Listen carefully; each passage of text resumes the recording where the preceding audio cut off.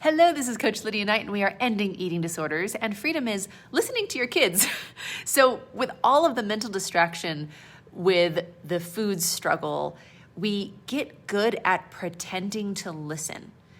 If, one of our children comes to us and they're telling us about their day or they're telling us about a struggle, a lot of times we're very divided in our mind. We are putting up a facade of I'm here and I'm present and I'm listening, but we're not really there and we're not truly listening because we're so divided and distracted. And so being on the side of freedom, one thing that's come up over and over again is, our clients and our grads who have children are like, I am able to notice what is happening with my kids with an intuition and with a knowing and with a present understanding that although I love my children was not available to me before.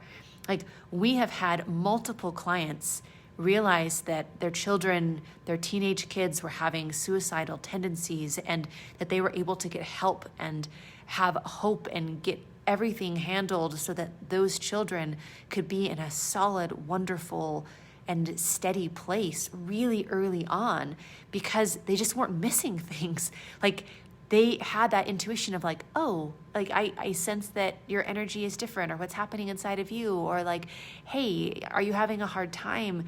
The sorts of things that get lost when we only have limited bandwidth.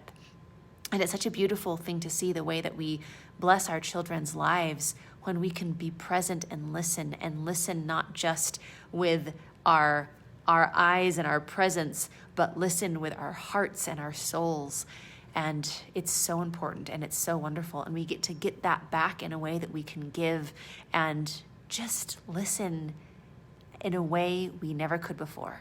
And that's what freedom is. So for your next step to freedom, go to lifewithlydia.com.